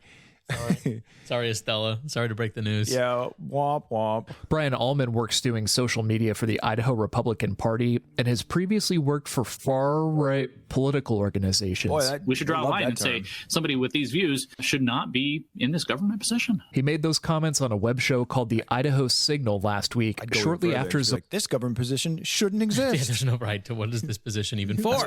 Why does this exist? Last week, shortly after Zamora's nomination hearing, Zamora says she's not opposed to enforcing immigration laws, but not in the way ICE has been operating that's resulted in the deaths of 2 U.S. citizens. There's no reason. Oh, you mean those things that blacks can't get? Yeah, Mexicans too, apparently. Citizens. Black and brown people. Black and brown people. Citizens. There's no reason for That's her, by the way. This is 175-year-old Estela Zamora. There's no reason for ICE to be going to that extreme. I hate that this woman worked for the state of Idaho. See, I don't hate her because hate is, we try not to, I'm working on that. But this is more of the, when we say like people are being algoed into their outrage, this is what we're talking about. Like, well, I'm not opposed to it, but I'm just opposed to it now because when I talk about not paying my taxes, this is what I'm talking about. Like, anytime some asshole but my roads, we need to just point him to shit like this and be like, did you know that this is actually a position in the Idaho state government? and it probably pays $120K a year. Like, that's what your taxes go to, jackass. Please don't take our road. Okay, let's play a little bit more of If I could eliminate every position like this on planet Earth and it meant we had no roads, I would hit that button right fucking now. I mean, yeah, we don't really like Because leaving our castles anyway. Tomorrow night, we'd have roads again because the private sector would be like, oh, well, somebody's got to get to, we're going to figure this out. Let's play some more of Estella Zamora. Yeah, I'm sorry. Like the time I caught the ferry over to Shelbyville, I needed a new heel for my shoe. Oh, wait, I'm sorry. That's not Estella. My bad. Zamora said she never heard from the administration despite knowing little for years. Why would she? She's not that Allow me important. the courtesy and give me a call, or at least look me in the eyes before you fire me. Even email me anything. I think that is what is the most frustrating to me. A spokesperson for the governor's office didn't immediately respond to questions. I'd like to this is this is kind of like a TLDR. I kind of summarized this clip. Maybe I didn't even need to play the whole thing. Let me just play the shortened version of it so you get the overall gist. Wait, you're going to play the shortened version after you just played the long version? That is correct. Yeah, I just want you to hear if you can. You did that in reverse order, Scott. You're right, but it's still worth playing just because it took me time to put it together. So just shut up and listen. Far right Ku Klux Klan, far right white supremacist, far right white supremacist, far right Ku Klux Klan. And that's NPR Idaho. Brought for to you by in a nutshell. Pfizer. Yeah, we'll be right back after these messages from GlaxoSmithKline. Good times. All right. Well, so long, Estella Zamora. Brought to you by Raw Milk is Sewage. Have a nice rest of your life there, Miss Zamora. Somebody send that woman some raw milk. All right. Couple more for this week before we wrap it up and head to the lounge. Let's do... This episode pseudo-sponsored by the Racketeer Cigar Lounge. Yes, the Racketeer in Post Falls. Got to talk to Nathan about that. He needs to get in on this value for value stuff. That is so true. Let's do NIC, because the very first inaugural episode of this show was with Todd Banducci, your pops and the former chairman of the board of trustees. And despite his best efforts to author a dark chapter in the history of the college and make it lose its standing and accreditation, despite his efforts. After years in limbo, North Idaho College's accreditation was officially restored. The school will remain in good standing now after facing issues dating back to 2021. Well, the question of the college's accreditation came due to noted dysfunction by its board of trustees. That's according to the Northwest Commission of Colleges and Universities, whose job is to accredit institutions. Ultimately, the board was able to hold on to it after changing how they operate over the past few years. Because now the entire board, as well as the president, are all part of the cartel. Idaho College Special Board of Trustees meeting on Monday night. They're very happy with themselves and and each cheers other. were all to see and hear after the Northwest Commission of Colleges and Universities, also known as NWCCU, announced North Idaho College is now in good standing and will get to keep its accreditation. This is Feels great. They're just giving NIC Kind of a medal for voting the correct way, is what this is. Get to keep its accreditation. Feels great. Kind of removes the gloom of February. This decision's been in question since 2021 when the accreditation board warned North Idaho College about what they say was instability of board leadership. The instability they caused. Instability of board leadership. In 2022, the college was sanctioned by the commission, and 1 year after that, NIC received a show cause sanction, which is the last step before a college loses its accreditation. The commission said this was not because of financial or academic concerns, but because of how the Board of Trustees governed the college in the past. NIC Chair Terry Zimmerman says while the past is the past, it is inexcusable to have had the college be in the standing it once was in. Yeah, they didn't like who was on the board. That's all it was. 3 conservatives were on the board for a grand total of like 4 years together. That was it. And they tried really hard to clean some things up, shed a light on some things, stop some things, slow down some things. And of course, the cartel didn't like that. There's a very, very powerful grip on, well, colleges in general, but NIC as well is not immune to it, by the cartel, the downtown cartel, the business cartel, the academic cartel. They all are large and in charge down there. And for a brief time, there was some ruffles in their feathers when conservatives actually had a little bit of power. You mean far right Ku Klux Klaners? Far right. Yeah. Yeah, because I'm pretty sure they actually held a vote one time to ban black people from college. My dad made the motion. He was like, "Yep, all in favor of banning anybody who's not like me." But so here we are. Defense was in. It is important to say clearly and without hesitation, what happened at North Idaho College should never have happened. If they were to lose people NIC's made it accreditation, federal funding would be taken away and the school may have had to close. Last year, the commission gave the college to win the elections. The commission gave the college a 1-year extension to get back in good standing and focus on 3 major areas of improvement: trustee conduct, employee retention, and financial sustainability. They found NIC did improve on those fronts, which sparked the decision to put them back in good standing after they found those changes were met. It's an update Morgan says will only benefit the Northern Idaho community. Education for the community in terms of its economy, for jobs for these young people, as well as some older people who have returned to school. The commission says the college now falls into standard evaluations, including one of institutional effectiveness scheduled in 2027. All the while, folks like Morgan are glad to breathe a sigh of relief, knowing NIC did what it could to bring its good standing as a school back for the community. Very excited. This has been a long journey for the college.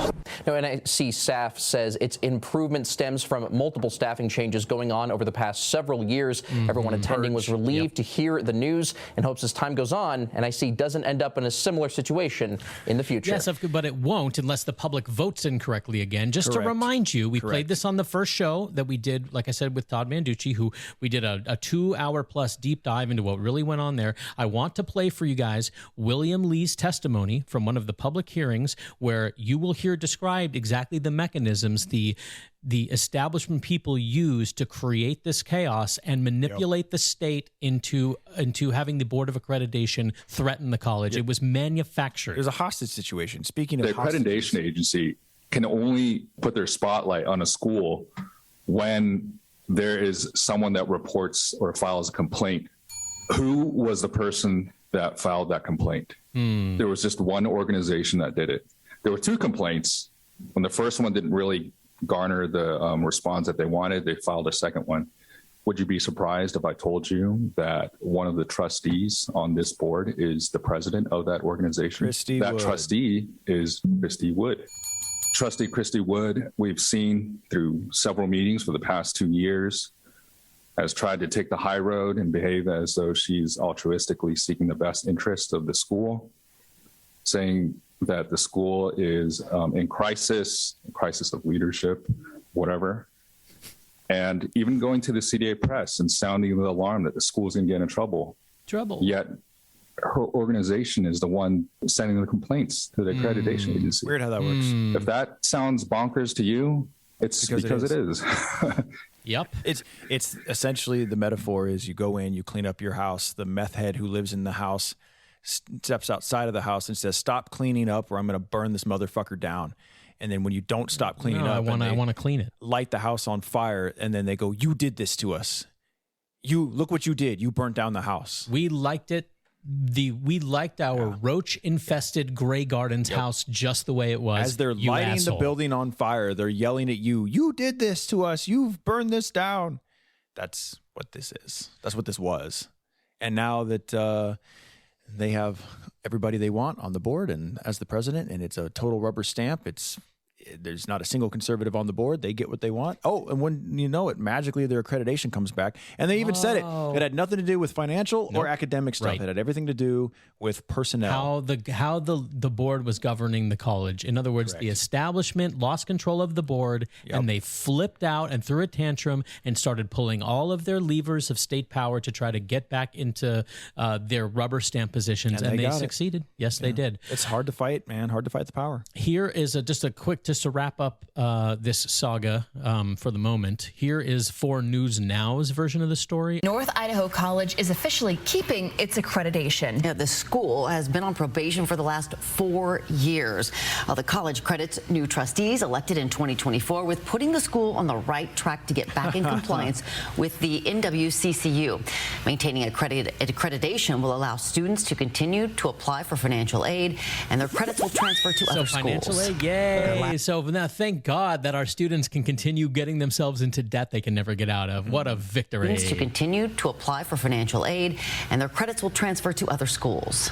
The last chapter, we know it was a dark chapter, but now there's so much going on here at NIC that is so positive, and we're ready to move forward. And These people are so smug and self-important. It's a dark forward, chapter. and we are moving forward. You would think they were the saviors of society or the saviors of academics. And that's how academia behaves. They think of themselves as the hero of every story. They are beyond reproach. They are beyond criticism. They are the heroes in their own story because it's sacrosanct. Academia is considered sacrosanct. You can't touch it. You can't criticize it, which, by the way, one of the hallmarks of being able to identify a cult is that you are not allowed to criticize it. Say 'em! We're ready to move forward, and we are moving forward. The far-right Nazis have been ousted, thank God, and now that the public voted correctly and the establishment is back in power, we can release our hostage grip on our pawn. The college... The North Idaho College leadership says it is grateful for the community support that kept the school from losing accreditation. What was that first bit you just played? Is that a real? The far-right Nazis have been ousted, thank God, and now that the public voted correctly and the establishment is back in power, we can release our hostage grip on our pawn. The college... The North Idaho College leadership... Did you put that? That might have been me. Yeah. Okay. It's believable though. Like, right. In a candid moment, that is absolutely believable. That's what I was wondering. Who the hell said that? Now that's what they all actually think. Yeah. And it's. The reason I put that in there, A, was for comedic effect, but B, because this is for one, it's sort of believable. What isn't believable is that 4 News Now would air it. Yeah, that somebody would say it to a 4 News Now camera person and boom mic guy, completely plausible.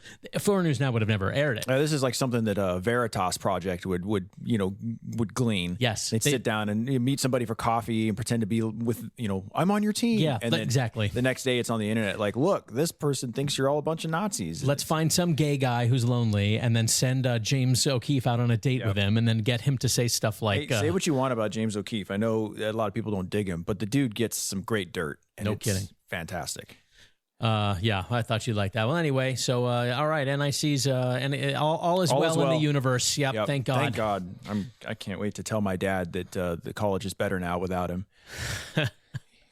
Okay, I think I got 1 or 2 quick ones before we wrap it up. Oh, you know what? I'm going to read this because we got a real-time donation here. Oh, right on. Wait, did we really? Yeah, we did. Right now? No, yes. So I'm going to break a little rule here. I'm going to do this outside of the value for value mid-show donation segment because it just came in, and I want to make sure that it gets included in this week's show.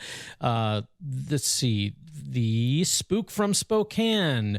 22.22, $22.22, a row of ducks from the Spook from Spokane. Awesome. Thank you very much. That makes you at least, I think, a 2-time value for value guy. Yes, Spook from Spokane has donated before, and he said, good stuff, boys. I'm just catching up on Thursday show. Paul should get that shit fixed ASAP. Well, you're in luck. Well, I'm in luck. The longer tendons go ruptured, the worse the recovery. Less than 10 days is ideal. And as such, Spook from Spokane, I have surgery scheduled for tomorrow. Praise Jesus. So we're on top of it. So we thought we should record today before I'm out of it for the next week. Yeah, exactly. All right. So another executive producer for today's show, the Spook from Spokane. Thank you very kindly. Yeah, thank you very much, man. We appreciate it a lot. All right. Yeah. A couple more quick ones. And hey, my offer still stands for anybody, by the way. Like, you want to meet up for a cigar and a drink, I'm happy to do it. Yes, which we should mention. We did get to do that with Kevin Killian, another frequent donor. And on Saturday, Paul and I got to spend some good quality time over some sticks and drinks with Kevin. No, when I say it, I mean it. No lie. Like I said it, then I contacted Kevin and we did it. It was great. Yeah. A lot of fun meeting Kevin. And Kevin is a huge talk radio nerd, just like I was. And he grew up on KFI, just like I did. And now we just have to get Paul into Phil Hendry. That's the next step. All right, a couple more quick ones for this week. A new bill before the Idaho legislature would make it illegal to intentionally disrupt a church service. Representative Bruce Skog wants to amend Idaho's current statute on disturbing the peace. Right now, it protects neighborhoods, families, individuals, and funerals. Now he wants to add religious worship services to that. I remember reading once, someone was like, some chick was like, if you pay me $500, I will show up at your funeral wearing all black, holding holding an umbrella and stand sort of away from the crowd, so everyone wonders, like, man, what did this guy have going on? Of religious worship services. But she would be in violation, I suppose, of this bill. Of religious worship services. Only if she made a bunch of noise and disrupted the service. Right, which she specifically said she was just going to stand there quietly, so maybe not. Of religious worship services to that list. He says making this change would make the law easier for police to enforce if somebody maliciously and willfully disturbs a worship service. Skog says he decided to propose this change partly because of what happened when anti-ICE protesters went into a church in Minnesota. of course. Several people were charged with federal charges in that situation, including journalist Don Lemon. Okay. Trespassing is already against the law. So let's leave it there. Like, why are we criminal? We're just criminalizing things now. In fact, I disagree now that I know. I was today years old when I learned that apparently it's illegal to disrupt a funeral service too. That's bullshit. If I want to disrupt a funeral service, I should be allowed to. If the guy was an asshole or owed me money or both, I should be able to show up and be like, yeah, fuck this guy and fuck all of you for liking him. Fuck those you, $50. fuck you, fuck you. I mean, would that be in poor taste? Of course. Absolutely in poor taste. I'm not saying we should do it. I'm just saying you shouldn't go to jail for doing it. And you definitely shouldn't go to jail for doing it if you did it, if you're, kind of scared of what might happen. And so you mask up while criming. Because that's the thing now, apparently, too. We're trying to criminalize crime while criming with masking while criming. Because that's coming through right now as we speak, Scott. A bill to criminalize criming while wearing a mask. But also at the same time, there's a bill going through to make it so that police can't wear masks.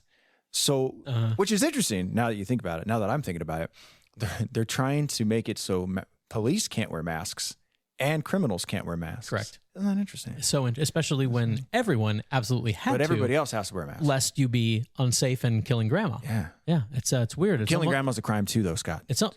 Well, are you sure? Don't we need to pass another law? Well, if you have the right paperwork and the right costume, you can kill grandma. But I feel like we can't kill grandma. If there was a grandma killing license and registry that you had to apply for. That's called being a healthcare provider. Minnesota. Several people were charged with federal charges in that situation, including journalist Don Lemon. As No Agenda pointed out, Don Lemon is not a journalist. No. Don Lemon is a newsreader. No, more like a nuisance. Don Lemon. I think somebody said this is the Don Lemon bill. It's not. Well, of course, you'll forgive us. I'm going to build like on that and be like, this bill is a lemon. Get it out of there. It's not, but that may bring to mind what had happened in Minnesota that was so much on the Survey news. says that was a encourage you to take a look at the video of what happened to that church service there. This and how dude people saw on the evening news Don Lemon in the church, and he's like, I'm doing this bill. I'm hopping on this train That for is sure. 100% what happened. He's denying it, but survey says that was a lie. This is going to definitely help me increase my net worth during my time in office. It's like a black man in church, not on my watch. Service there, and how people, for political reasons, interfered with the worship of a church. And we've had some situations like that in Idaho. For the record, this is why you should just pack heat when you go to church. I do. It'd be, some asshole or groups of assholes storm your church. That's when it's time, man. I'm not saying you necessarily open up the pew-pews, but you unsheath that pew-pew and you're like, this is the house of God, sir. Don't make me spill blood in it. Get out of here. Disturbing the peace law, which is a misdemeanor, up to 6 months in jail, and up to a $1,000 fine. 6 months The committee in jail? ultimately voted unanimously to introduce the bill. Next, it will go to a committee hearing. That is where the public will be able to weigh in. Totally not a lemon. It's not the Don Lemon bill, though. It has nothing to do, well, sort of, but it's not. That's not the intention. I mean, I can see how there'd be similarities, but just lest you be confused, this is not the Don Lemon bill. I shouldn't even be surprised that stuff like this is coming up anymore. But that's terrifying. Speaking of being able to weaponize laws, like, how are they going to define disruptions? How are they going to define disturbing the peace? Which, for the most part, I disagree with disturbing the peace laws to begin with, because they are one of the easiest things to weaponize. They are one of the easiest things to just stack onto a stack of misdemeanors and felonies when they're trying to make a point anyways. This is a real problem. Churches already have the right to trespass. You leave it at that. I'm not saying it's okay to disrupt services. I'm not saying it's a good thing. But again, why are we giving the government more power to stop people from being able to assemble? Because when the government has more money and power, the weather gets fixed and everyone gets protected. Haven't you been paying attention? And people behave themselves better because that's how it works. People just, when they're told how to act, they just magically behave better. Your deck contractor shows up early, leaves late, comes in under budget, and builds you a beautiful deck because the government licensed him. I don't know. This is not complicated. I don't know where the confusion is. Oh, actually, that's all bad. That's a lemon. Pun intended. Bad. Last one for. By the way, just because I'm going to cover our asses here, I obviously don't support shooting people in general, but also in church. I'm making sacrilegious jokes. I am a man of faith. I do attend church. I do pack heat in church, but it's for that hopefully never ever happens scenario type thing. So for legal reasons, these are jokes, and we're just having fun. Laugh. I'm glad you clarified. In the words of that crazy NEA gal, laugh. Say the words. Yeah. Okay, where is the least Idaho thing? Least Idaho thing. We saved it for last.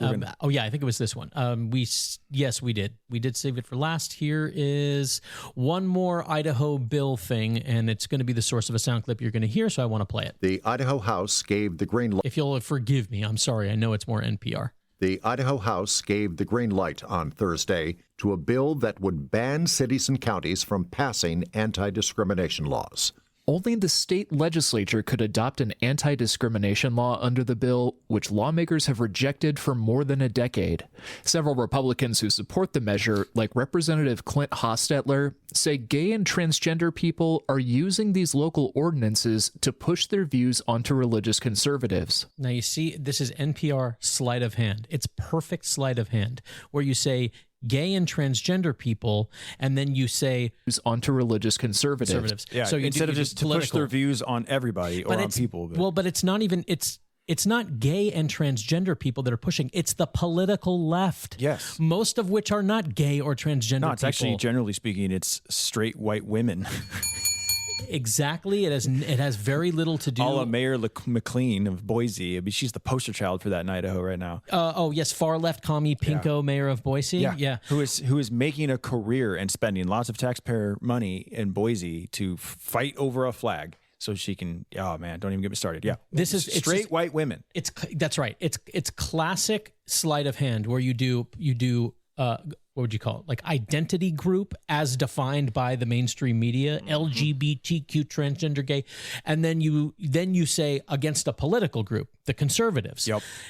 It's the political left against the political right. But when you do it this way, that's what we mean. That's what people mean when they say identity politics. Correct. This is sleight of hand. It's bull crap.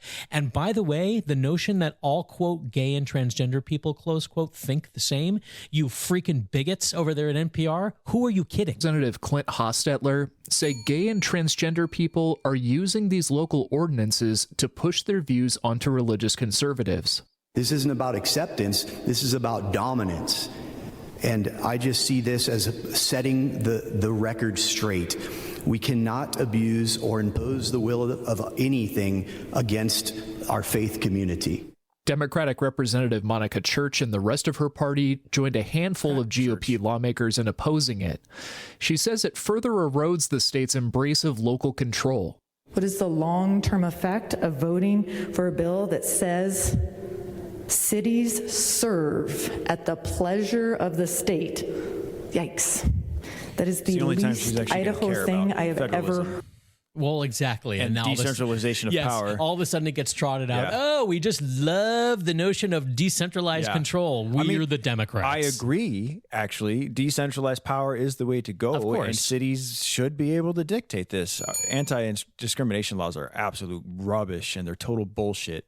But decentralized power, as much as we can obtain, it's the way to go. So I actually agree with the overall, of course, premise of that particular argument. It just, of course, there's a Democrat saying it. The only time that a Democrat and even most Republicans, really, frankly, will make the argument is when it serves their particular ideology. Otherwise, we wouldn't hear from them on this at all. Serve at the pleasure of the state. Like if a city proposed, for example, to cut the waste management tax by 88 cents per person, then all of a sudden they don't give a shit about decentralization of power, and the state tax commission comes in and goes, you can't do that. No. And I don't hear the Democrats or most Republicans going, well, wait a minute, what about decentralization of power? It's almost like they're inconsistent. It's almost like they're inconsistent. Yikes. That is the I agree. Yikes. Here's the sound clip.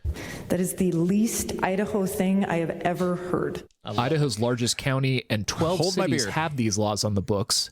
The bill now heads to a Senate committee for consideration. All right, well, just get ready. Well, you're going heard to hear that one from Democrat Church that, according to her, that is the least Idaho thing we have ever heard. That is the least Idaho thing I have ever heard. Listen to the conviction. It's a great soundbite, though. It's a fantastic soundbite. But if we're going to play that game, allow me to one-up you, Mrs. Church. Hold my beer. Finally, for this week, episode number 15, closing out here on No ID. Just in case you wanted to get high in the Kootenai County Jail, it was entirely possible just a few weeks ago, but now... We are following some breaking news out of Kootenai County. The sheriff's office is shaking up how the jail handles legal mail. Starting February 23rd, the jail will only accept sealed mail through the U.S. Postal Service. Before this, people could drop off mail at the front desk of the facility, but that's changing due to recent overdoses. Back in December, that how the drugs got through a parcel that was just dropped off at the office. Isn't that what they? I'm trying to. Did they not actually disclose when we did the story originally? No, they did not. No, remember that was one of our big questions. Was how this happened? Was how they got the drugs through in the first place? Well, you know what? Is this a tacit admission that it happened through the mail? Well, it must be. It's by inference, they either discovered that this was the method through which the drugs got through. Sorry, bad sentence structure there. Or they just decided, let's close this one and narrow down the variables, I guess. Due to recent overdoses. Back in December, 6 inmates overdosed on fentanyl. Deputies gave them Narcan and took them to the hospital, leaving the jail short-staffed, with 6 of 9 deputies taking inmates again to the hospital. A search of the jail uncovered fentanyl, and authorities arrested a 37-year-old man for bringing it in. The jail says this change only applies to legal mail. Right, so I guess you still can sneak it in through a parcel. Illegal mail? Yeah, well, wait, did they say? Well, for this, people could drop off mail at the front desk of the facility. Okay, so obviously that's how it came in. Why was that ever? Why would you ever? I didn't know you could do that. But why not? What's wrong with that? Who cares? I don't see a problem with that. Why would? Who cares? Well, okay. For instance, as an example. I've spent a little time in that facility. Oh, that's why. It's because you wanted to receive contraband. I did. I wanted butt drugs. That's what I wanted. My whole premise is based on the fact that I wanted butt drugs while I was in county jail. Yep. You got me. No. You want to get high? I did when I was in there. It's a terrible place. In all seriousness, though, as someone with some experience of that process, I live here. My wife lives here, and it would have been awesome if my wife could have just gone to the front office and dropped me off a book. Yeah, a book. A book. Got it. Yeah, air quotes. A book. Uh-huh. Yes, of course it would have been, but I think, Do you know how hard it is to get a book up your butt and get it through? It's not. But I've heard the reading experience is so much more intense that way. You know, I might start listening to audiobooks now. What about podcasts? Thumb drives are way easier to sneak in.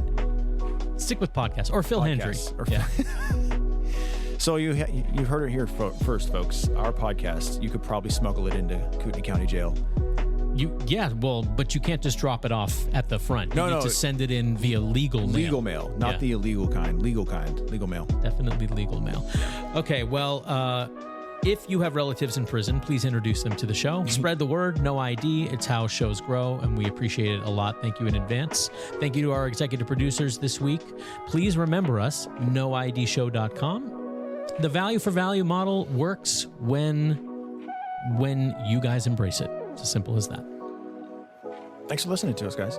Thank you for being here in person, dude. Even though the circumstances sucked, I appreciated doing the show with you live. It's always so much more fun that way. Yeah, well, between the 2 cups of coffee and being 8 out of 10 on the pain scale, I feel like I was pretty hyped. It was a good time. It was a good time. All right, well, let's continue the good times. We're going to head over to the Racketeer for some sticks and some... The legal kind. And some twinks. And until episode 16 from Post Falls, I'm Scott. And I'm Paul. Taxation is theft.